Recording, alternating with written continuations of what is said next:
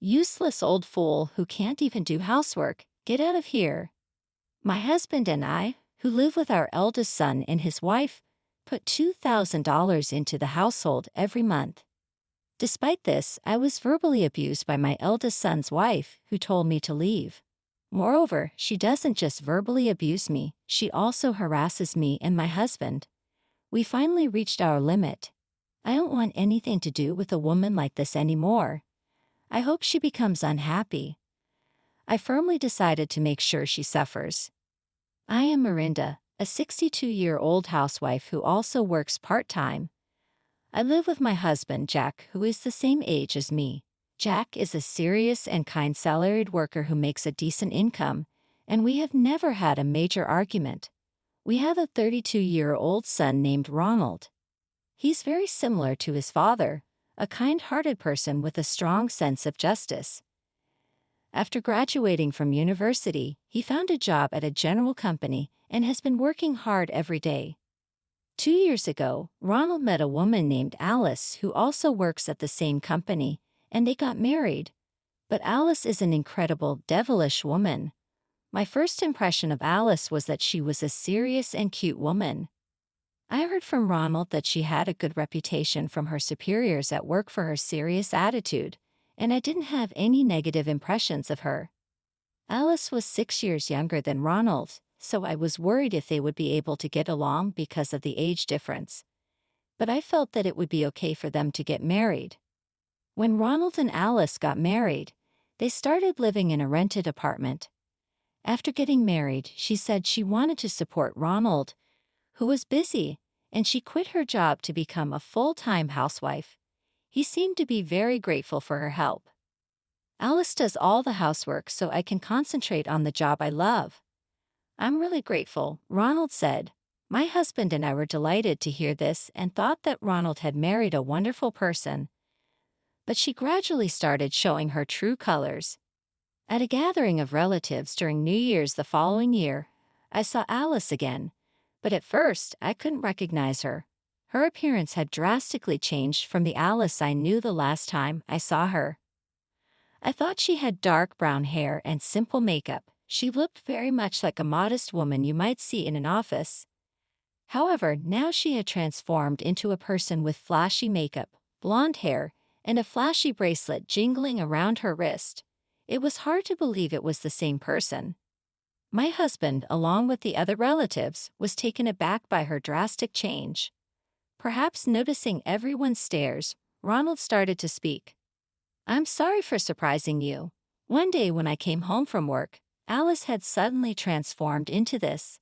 I was quite surprised, but she still does all the housework properly, and there's nothing wrong.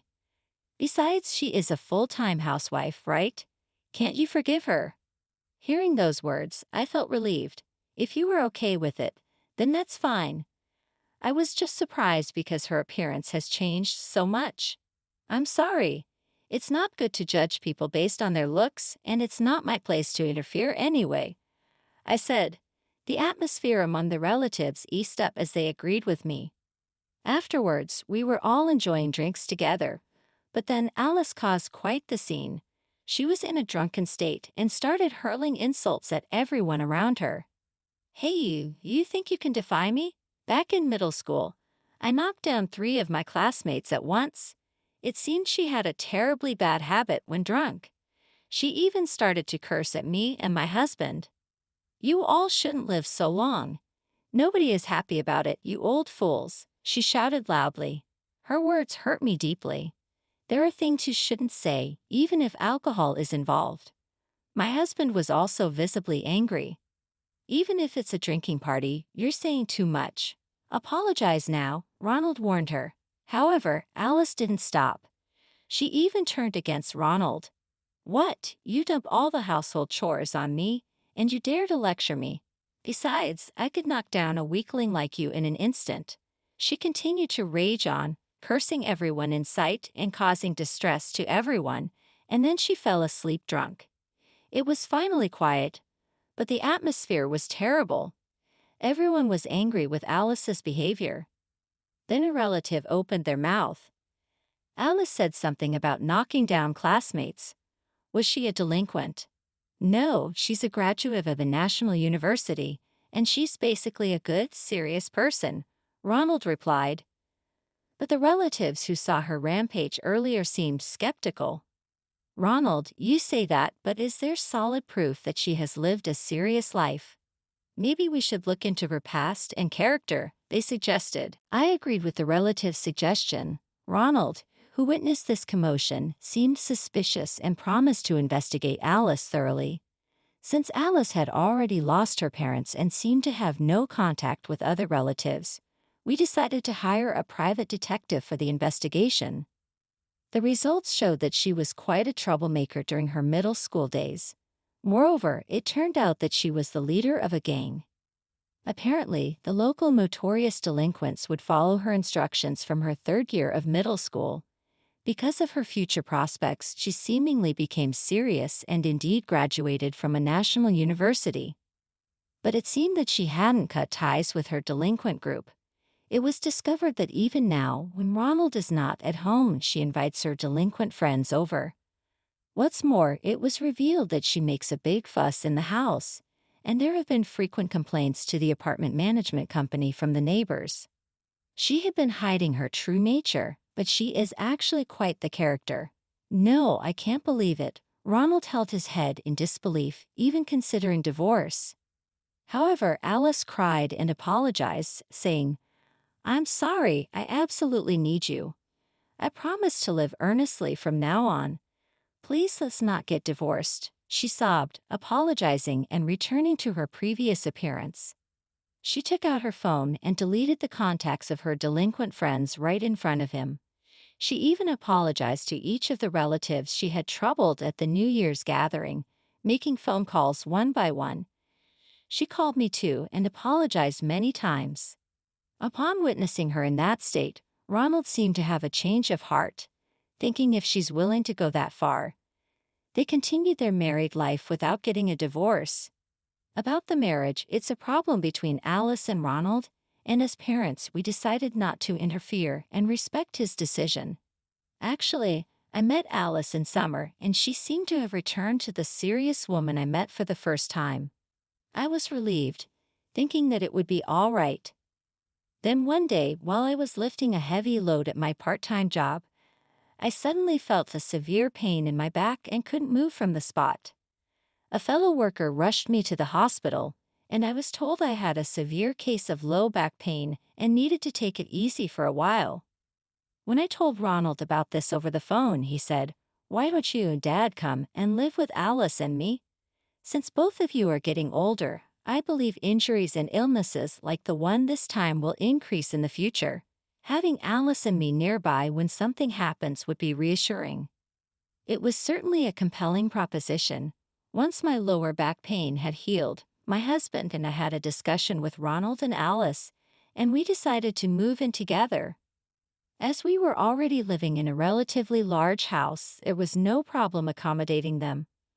We had Ronald and Alice move in with us, and we began our life together. Initially, everything seemed to go smoothly. Since Alice started taking care of half of the household chores, my burden has also been lightened. My husband and I decided to contribute $2,000 to the household from our salaries every month. It was a bit of a stretch for me given that I only worked part-time, but we wanted to alleviate some of the financial burden on our son and his wife. Over time, Alice started to change. She began to complain of ill health and dumped the household chores on me.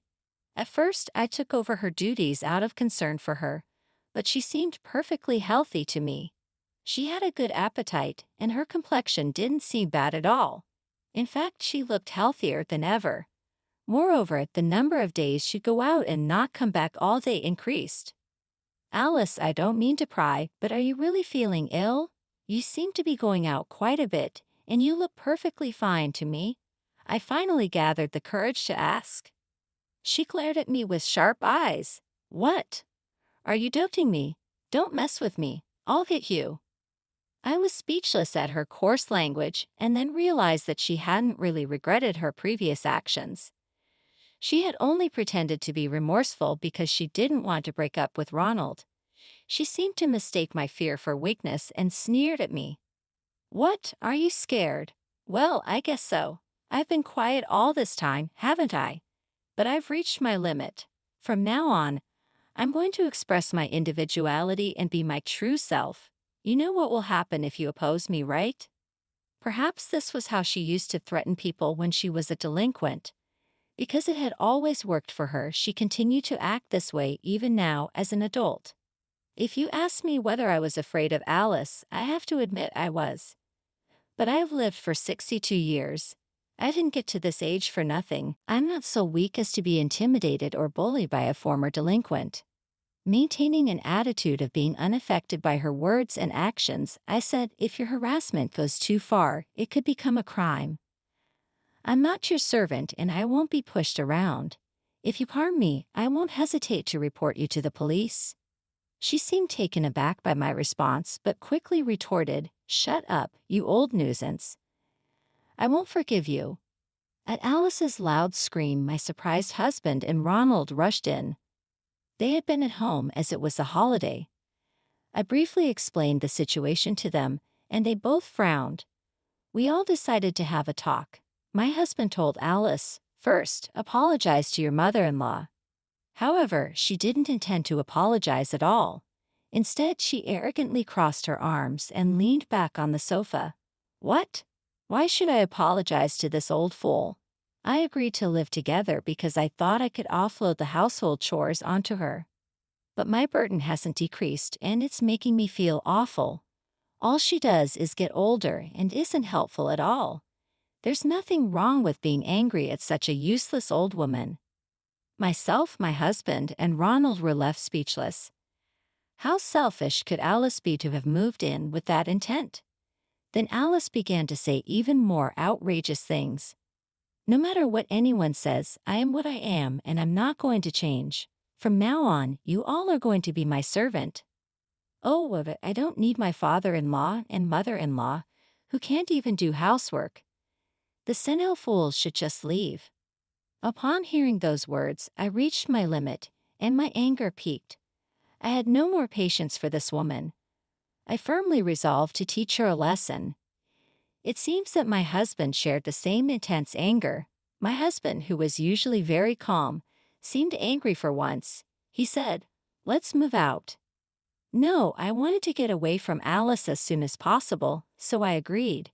"Yes, let's do that." After that, my husband and I quickly packed our essentials and left the house. We told them we would come back later to collect our larger belongings. It seemed that Ronald was staying at home to talk to Alice. My husband and I left the house and went to a nearby inexpensive business hotel.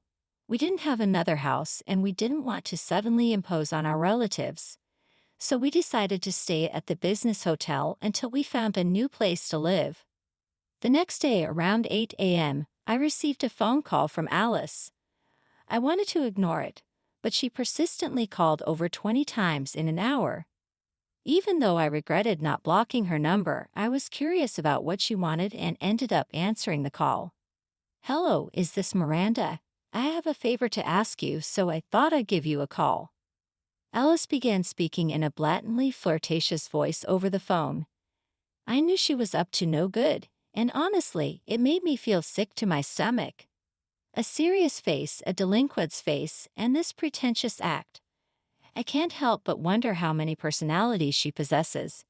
One thing is certain, regardless of which personality, Alice is not a trustworthy person. I thought it was a waste of time and ridiculous to deal with her anymore, so I just said, "I decline," and hung up the phone.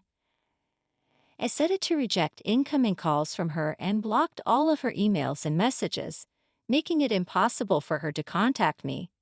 Seeing my actions, my husband seemed to understand something and did the same. We as a couple decided to completely cut ties with Alice. In the afternoon, I got a call from Ronald. "Mom, I've divorced Alice. I've also submitted the divorce papers this morning." When I told Alice about the divorce last night, she dared me to go ahead with it. So I didn't hesitate and divorced her. Hearing this, I made a triumphant gesture, believing my son had made the right decision. There's no way Ronald could ever be happy with a woman like that. I told him that Alice had called dozens of times and, for some reason, was acting pretentious. Upon hearing this, Ronald told me in disbelief she used to act all cute when things didn't go well with her boyfriend during her delinquent days to patch things up. She's really stupid to think that such a childish trick would still work now. I agreed with his opinion. Despite claiming to be a graduate from a national university, she is psychologically immature and arrogant. I believe we made the right decision to cut ties with such a person. However, that wasn't the end of his story. And Alice, she was cheating too. What? Cheating? I couldn't hide my surprise. After all that she's done, she was also cheating. I thought her claims of being unwell were lies. She seemed perfectly healthy, and I was bothered by her frequent outings. I had a feeling she was hiding something, so I hired a detective agency to investigate.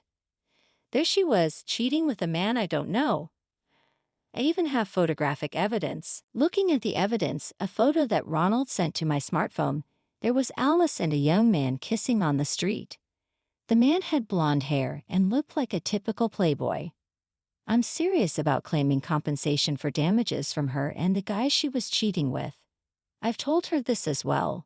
Well, she was full of confidence, saying, "Try if you can."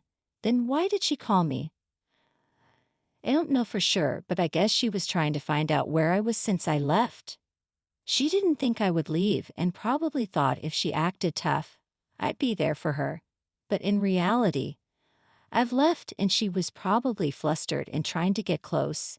I was at a loss for words. Well, regardless of the reason, I don't have the slightest intention of helping her. She should experience loneliness and suffer on her own. Then our new home was decided.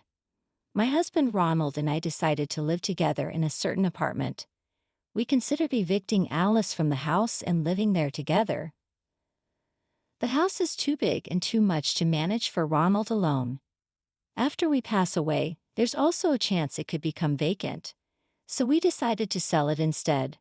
Ronald also agreed, saying, "I'm not particularly attached to a single-family home, so I think it's okay to sell it." As a result, she would lose her place to live.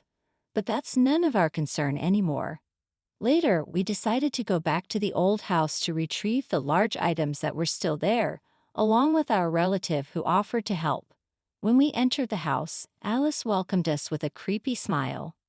I realized after being alone that I'm vulnerable to loneliness. Would you all like to live together again as a group? Oh, and I want to save money, so I don't want to pay compensation for damages to Ronald. I couldn't hold back my anger at Alice, who dared to make such a bold request without even apologizing. When you ask for a favor, you should normally be more humble. Stop being so flippant and arrogant. But regardless of how you ask, there's no way I'll listen to your request now. Following me, my husband also coldly said, "We've decided to sell this house.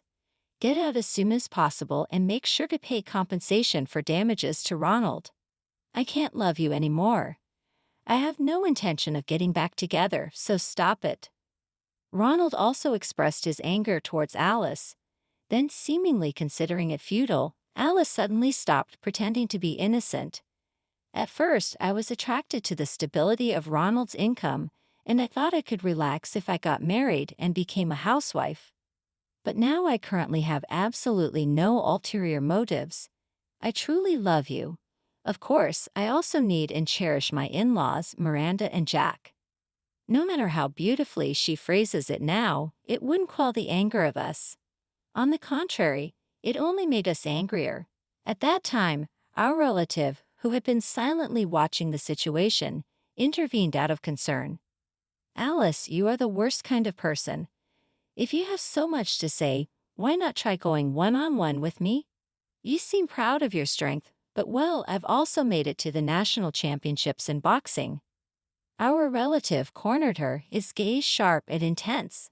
A formidable aura oozed from him. Indeed, this relative was a man in his 30s with significant strength. His claim of making it to the national championships was true. I intentionally called him just in case Alice threw a tantrum. "No, I don't want a one-on-one. She appeared to be intimidated, seemingly losing to his force. Once the move is over, never involve yourself with Miranda and the others again. Apologize and get out of here right away. With the relative's firm words, she seemed to understand, possibly out of fear. I understand. I will leave right now. I will give you my furniture and other large items. I am truly sorry, she apologized and even pleaded to us, quickly gathering her things and leaving the house quickly. Seeing this, the relative laughed triumphantly. She can only be assertive towards those weaker than herself. When faced with someone she perceives as stronger, she quickly bows down. She's a classic example of a person with no backbone. My husband Ronald and I laughed out loud watching her run away. The intruder was gone, and preparations for the movie progressed smoothly. Now we can safely move to our new home. Later, it seems that Alice rented an apartment and started living alone. Of course, Ronald claimed compensation as he had declared. Perhaps because of the notice through a lawyer, both Alice and her affair partner readily made the payment. They probably agreed readily because the opponent was a lawyer, a person of considerable power, as the relative has said. She can't stand up to someone stronger than herself. Since then, I have had no relation with her, but I have kept track of what she's doing because she was reported to be arrested in the news recently. Combining the contents of the news, the information obtained from acquaintances, and my own experiences, her life seems to be as follows. Firstly, Alice's savings were almost depleted as a result of paying the compensation. She tried to get her lover to marry her and support her, but he disappeared without a trace, and contact was lost. She had no choice but to rejoin a general company, but she spewed abuse at her boss and resigned immediately. Then, unabashed, she came to me, my husband, and Ronald's workplace, begging for money. Of course, we three decided to completely ignore her and did not engage at all, so she eventually gave up and stopped showing up. Afterwards, Alice accumulated more debt and found herself in even greater financial trouble. Despite relying on her delinquent friends, it seems that no one was willing to help the fallen Alice. Enraged, Alice severely assaulted one of her delinquent friends and was finally arrested and sent to prison. Upon hearing that story, both my husband and Ronald thought, "Serves her right. She has been a troublemaker since her student days. Even as an adult, she feigned remorse on the surface, but it seems she hadn't reflected at all. For a woman like her, perhaps prison is the right place. I hope she reevaluates her past actions. Now I'm spending peaceful days with my husband and Ronald. Currently, the three of us are getting along and planning a trip for the upcoming holidays. The apartment is smaller than a single-family house, which makes cleaning easier, and it's also convenient as it's near the station. I genuinely think moving was the right decision. I want to continue living peacefully with my family.